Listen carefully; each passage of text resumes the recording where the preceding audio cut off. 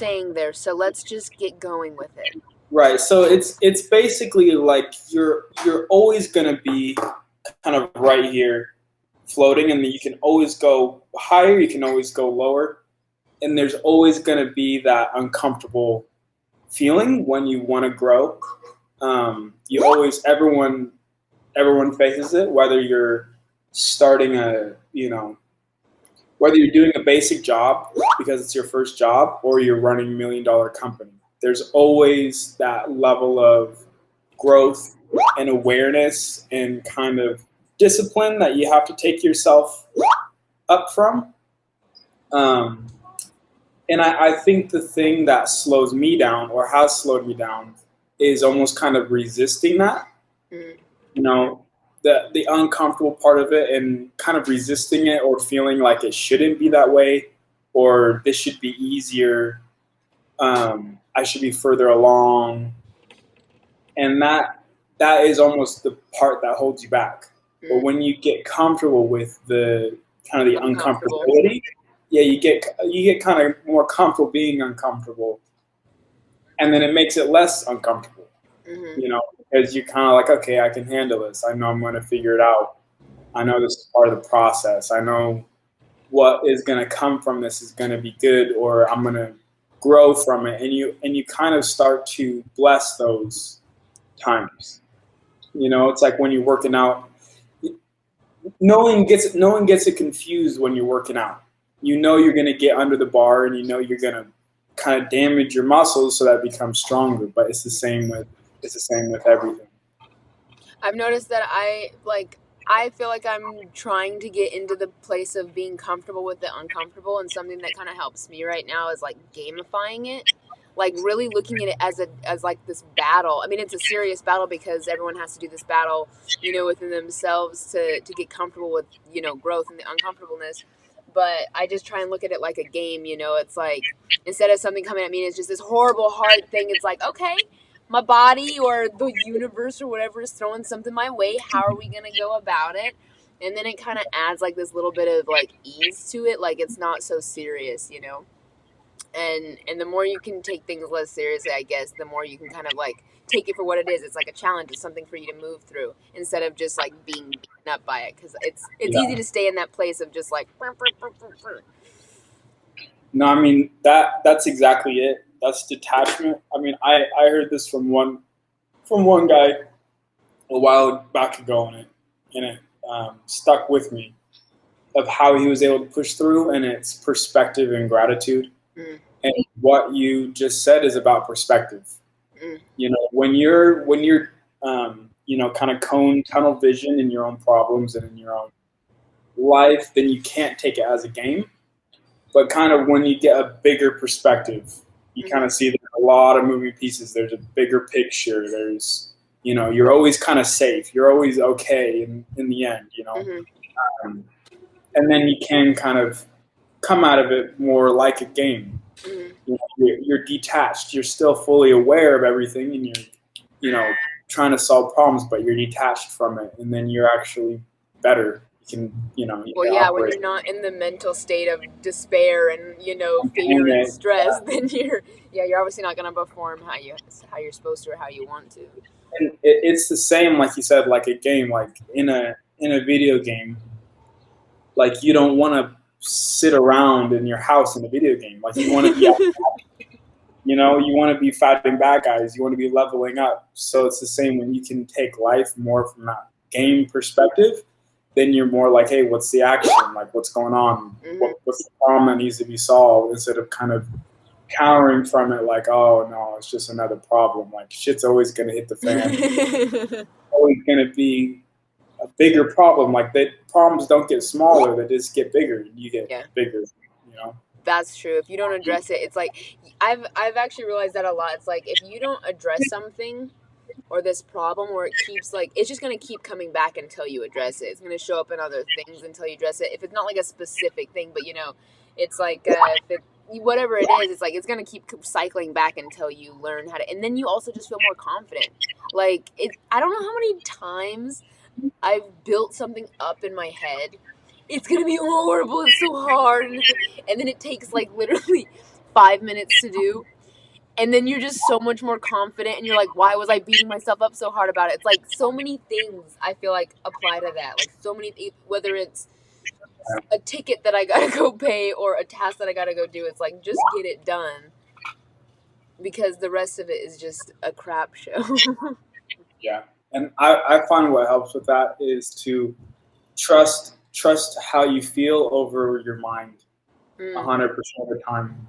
You know, because it's your mind that's telling you this problem is going to be so big.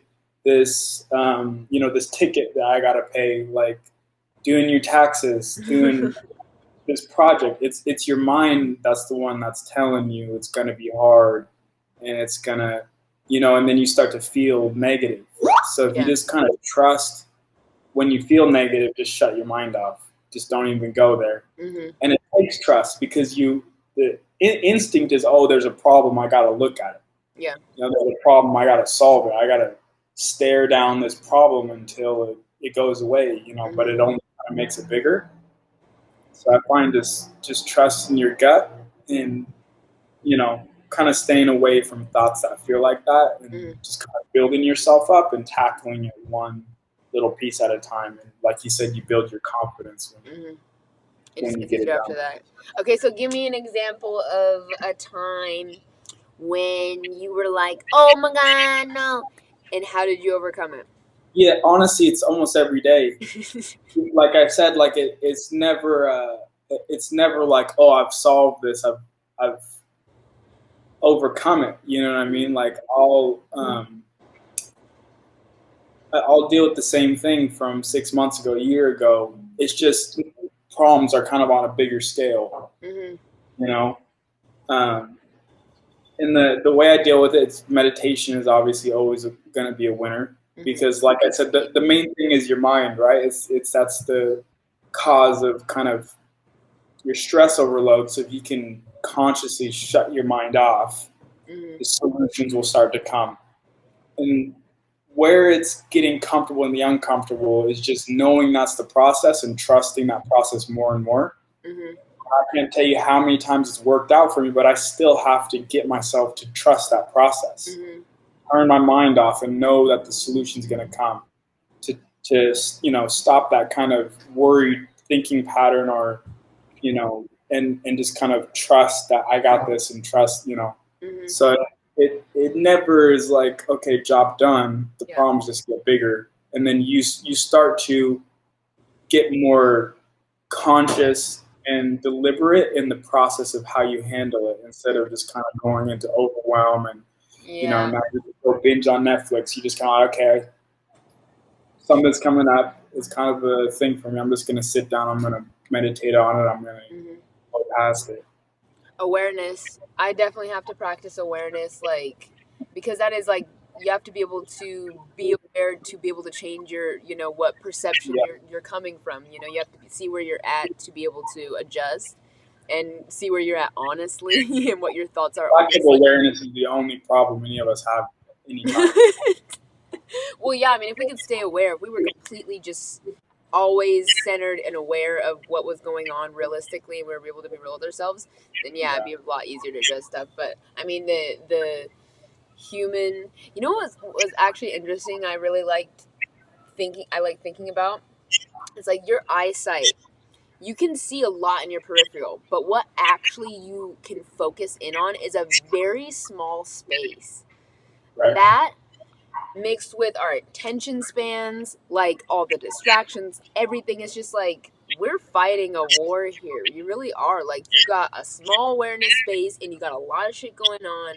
Like, you have to fight to keep that awareness, and that's why it's like so important to read all the time. Like, make sure that the people that you're hanging around are doing the things that you want to be doing. The association is what you need. Make sure that social accounts that you follow are people that you admire, not people that you are doing the opposite of what you want to be doing, to kind of help you like have that mindset. Like, I always find myself more aware when I'm reading the books that I should be reading. I'm watching, Gaia instead of Netflix or something, something educational. I always find that very important for myself, at least. Yeah. And I mean, that's why everyone talks about how dangerous social media is from that standpoint, from, just sucks up your attention. And it's kind of like, your routines and your association. They're important because you're setting yourself up for success, because we're human and we know that we're not going to be able to maintain awareness 100% of the time. So you kind of set yourself up for success by, choosing what you're intaking and solidifying your routine, so you don't have to think about going to the gym. You don't have to think about reading. Yeah. Yeah. So, what are your top tips for staying aware then? Yeah, I mean, like you said, reading what you're intaking. Morning routine is solid. If you can get ahead of the ball, then it's a lot lighter throughout the day. I think just paying attention to your gut all the time and paying attention to your body, because you'll notice you start to tense up from your stomach whenever something comes up, and you just use that as a trigger. So, I mean, I was on a meeting this morning, and something came up, and I just noticed my gut kind of tensed up a little bit, just like in my solar plexus, and I just stayed aware of it and let it go. And I let my whole kind of just consciously detached from what was going on, and then you're able to kind of think about everything from a cooler head. Yeah, I like to ask myself like why. Like I like to get like kind of break it down, because I'm the kind of like I get these thoughts that just shoot off. Like my brain gets. I'm an overthinker. I feel like a lot of people are, and I just start like having to break it down. Like, okay, well, why is that true? Okay, why do you feel that way? Is it something from the past that's coming up, or is it something in this present moment? Is it really something that you're afraid of now? Or you know what I mean? Like kind of gauging, like, is it real or not? Probing those thoughts is good. You kind of test them. Yeah. Because a lot of times they're BS, and when you really think them through, you're like, oh, okay, I'm tripping over nothing. It's crazy how much your mind produces BS. A lot of it is a bunch of BS. Like, if you ever just listen to, like, for me, like, if I ever listen to my thoughts, pretty much 90% of it. Seriously is. Well, because it's like 90% your subconscious. It's like not your conscious thoughts, not what.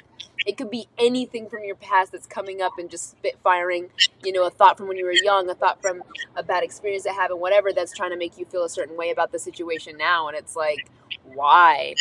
So I always I'm like, okay, well, where's this coming from? Because most of the time it is from the past or some random thought just spit firing. And I'm just like, it just sounds insane. Like, if you really think about some of the things you say, like, I'm just like, that's just stupid. But when you're in it, you're in it. And the more you can just stay aware and be aware that that's not me. Those thoughts, I don't have to accept them as who I am, and just move through it. The way your brain works is very, I feel like it's easier for you to put things in boxes and for you to kind of be like you've just always had that view. You've always been more chill than most people. You know what I mean? Like, you've always just been able to, like, detach from things. And so, how do you? Because here's the thing: is even though those thoughts that you fire and wire, and if they're fake or not, like, they still affect you. You still have to work through the emotional side of that. Like, what tips do you have for the more emotional people to be able to detach and stay away from themselves from a higher perspective instead of just being zoned into, oh, it's bad, it's horrible right now? My advice would be to make that your strength and tune in deeper to your emotions.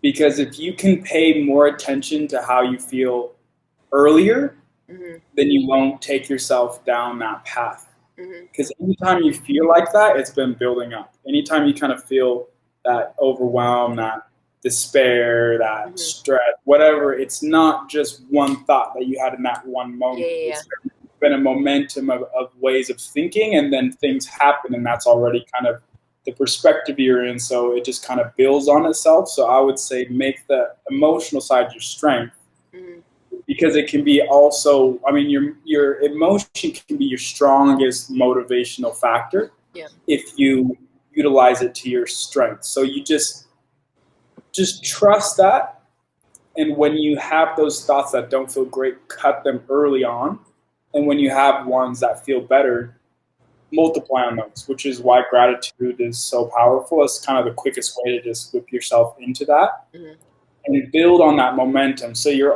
that's where the awareness comes in. You're always kind of paying attention. What am I thinking? How am I feeling? Mm-hmm. How am I feeling? What am I thinking? And kind of balancing those two Yeah. to kind of build up that emotional spout. And that's what's going to give you the motivation. That's what's going to give you the power to go kick ass. Mm-hmm. No, You know, so it can be more of a blessing than anything to have that if you kind no, of for sure. ride that horse the right way instead of letting it buck you. No, for sure. I think there's someone, I was just watching this. It was like, it takes, I think they said like 90 seconds to process an emotion. And anything past that, you're choosing. If you don't just allow it to move through it and feel it in the moment and move through it, then it gets stuck. But it only takes 90 seconds. So we have to remember that it is a choice. You know, if someone, runs you off the road and you're still thinking about it at dinner, you're choosing to let it affect you, that whole Yeah. day. You're choosing. So we have to I've watch heard and be aware of that. I've heard something similar, but on your thought, and it's if you think a thought or a thought pattern for 17 seconds, it builds momentum.